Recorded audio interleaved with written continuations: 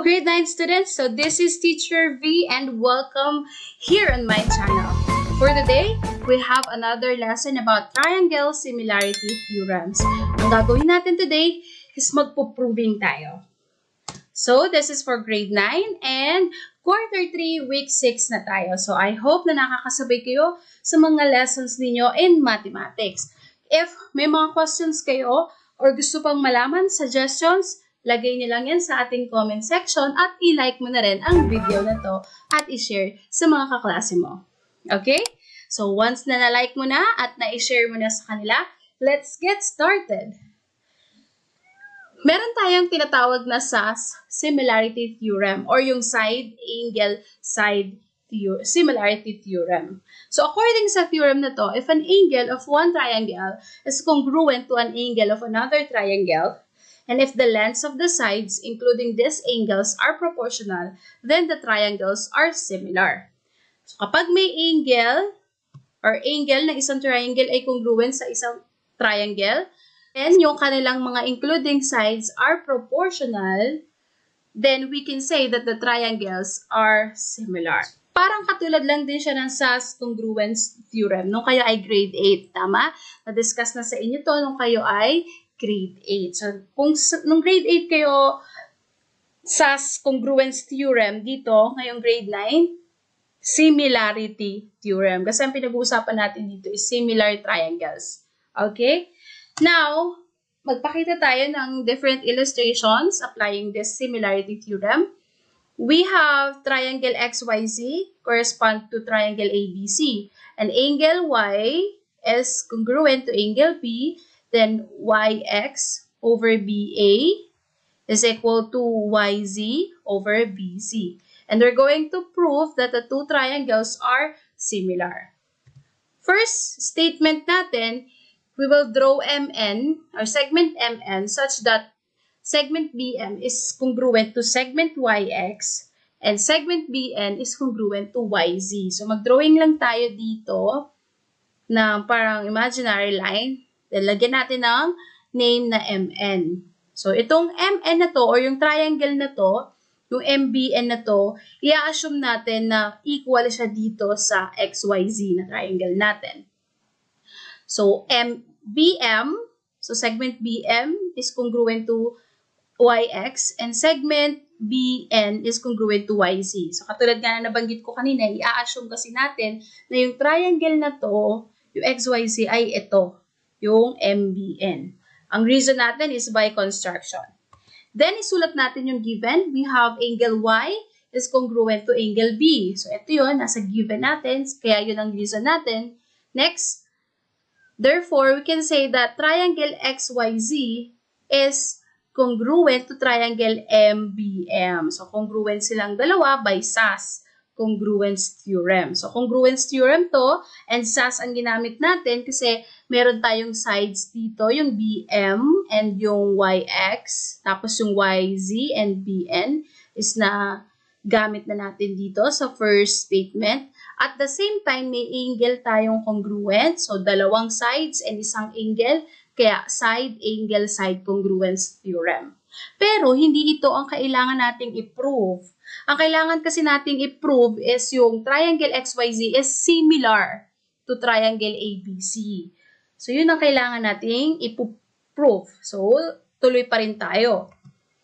So, we can say that segment BM is congruent to segment YX and segment BN is congruent to YZ. So, ang reason natin dyan, CPCTC or corresponding parts of congruent triangles are congruent. Okay?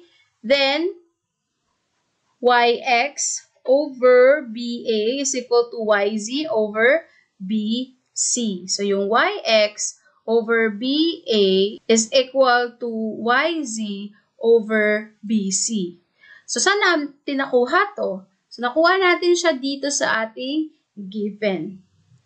Then, we can say that segment BM over BN is equal to segment BN over BC. So, anong napansin nyo dito sa dalawa? Pinalitan lang natin yung YX ng BM. Kaya yung YX pinalitan natin ng BM, then yung YZ pinalitan natin ng BN. So, ang reason nga is by substitution. So, sinubstitute lang natin. Then, we can see that segment MN is parallel to segment AC. So, kita-kita nyo naman na parallel sila to one another. At ang reason natin dyan is yung converse of basic proportionality theorem. At pwede na nating masabi na yung angle BMN is congruent to angle BAC and angle BNM is congruent to angle BCA. So, bakit natin masasabing congruent sila? Kasi ito yung reason natin. If two parallel lines are cut by a transversal, corresponding angles are congruent. Ayan. Kasi kapag dahil naging parallel or nakakita nga natin dito na parallel yung MN and AC, so parallel lines sila, pwedeng itong segment AB yung maging transversal niya. At kapag merong transversal, yung corresponding angles nun ay congruent. So, yung corresponding angles dito, congruent, and then dito, and dito, congruent. So, yun yung reason natin dito. Next, another is yung angle B is congruent to angle B. Of course, that is reflexive property. Then, we can now say na triangle ABC is similar to MBN. Okay, bakit naging AAA Similarity Theorem to? Bakit hindi naging SAS? Kasi makikita nyo, puro angles yung ginamit na natin dito.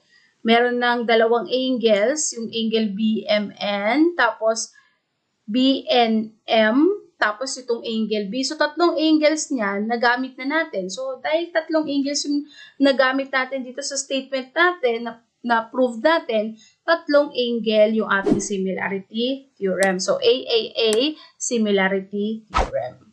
Pero, again, na-prove na ba natin yung triangle XYZ?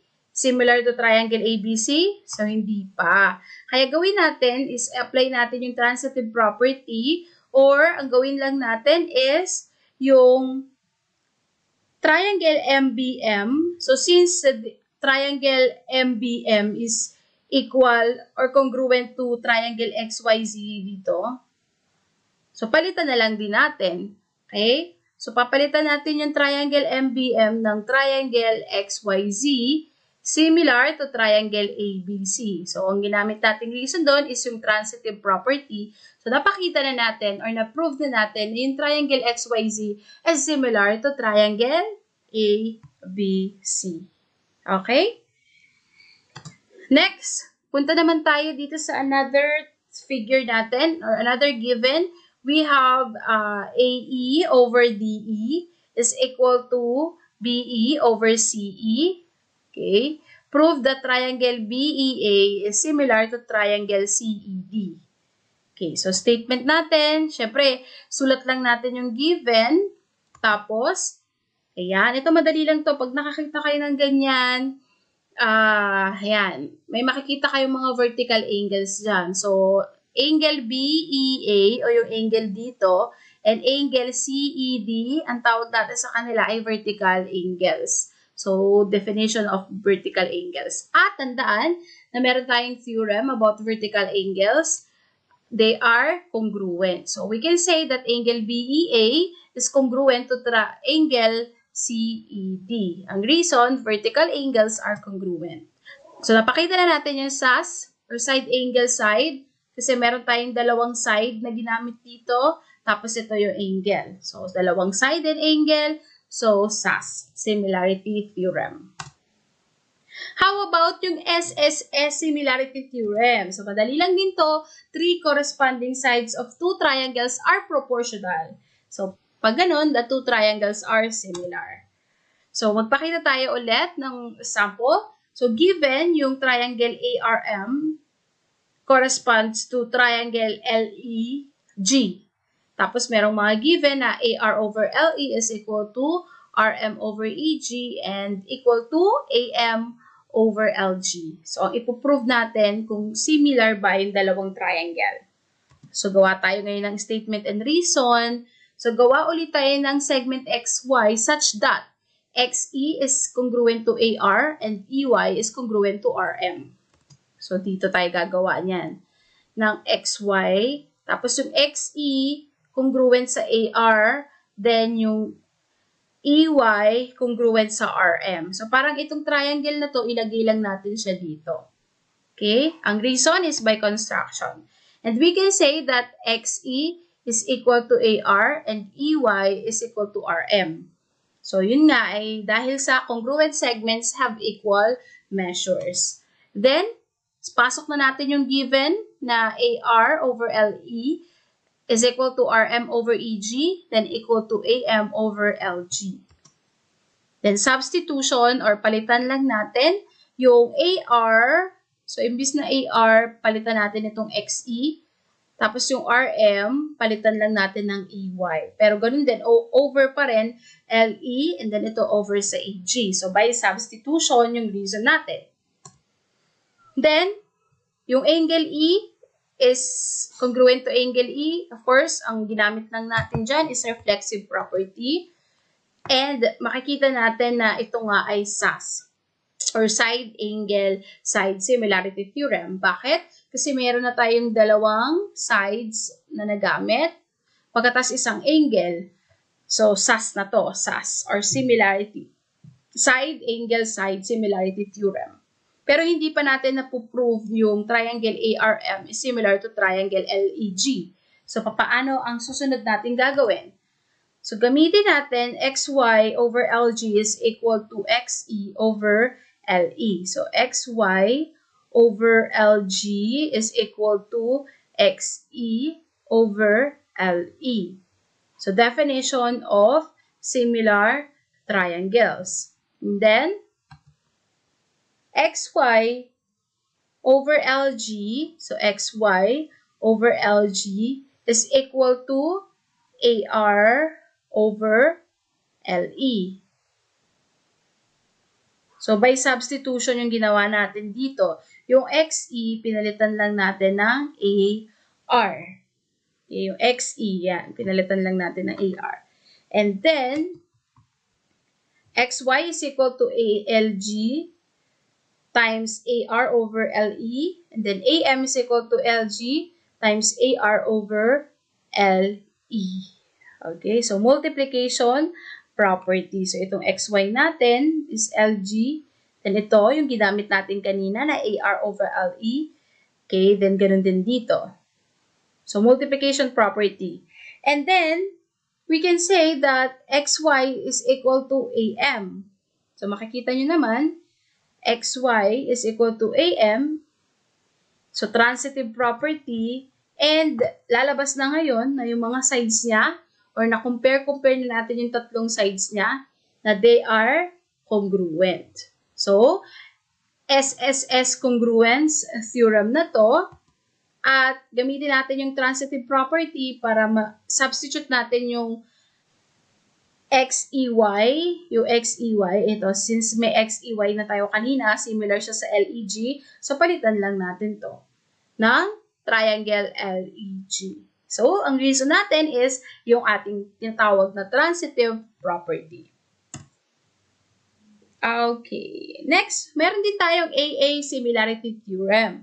Or dito, if two angles of one triangle are congruent respectively to two angles of another triangle, then the triangles are similar. So, pag may dalawang angle na congruent, then similar sila. And yung isa naman, pag tatlong A, edi tatlong angle yon. Pag dalawa lang, edi dalawang angle. So, pakita natin. So, given natin, angle A is congruent to angle O and angle C is congruent to angle D.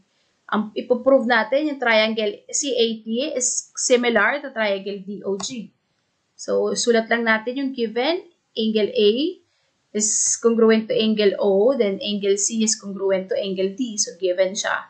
And we can say that the measurement of angle A is congruent to the measurement of angle O, and the measurement of angle C is congruent to the measurement of angle D. So, ang reason is definition of congruent angles.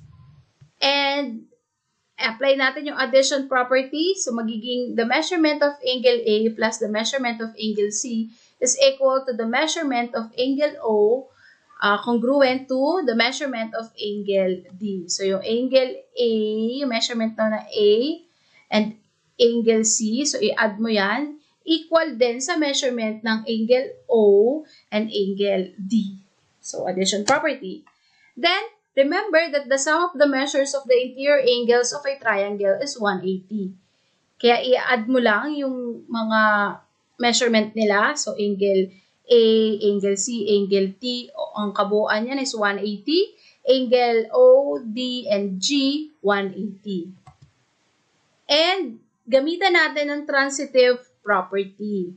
So, yung angle A plus the measurement of angle C plus the measurement of angle T is equal to the measurement of angle O, angle D, and angle A. So, tinanggal natin yung 180 since equal naman sila or parehong silang 180. So, inequal na lang natin sila. Then, addition property. So, pwede na nating masabi ngayon na yung angle M, pwede na nating masabi ngayon na yung angle T is equal to angle G, the measurement of angle G. At, definition of congruent angles, angle T is equal to angle G.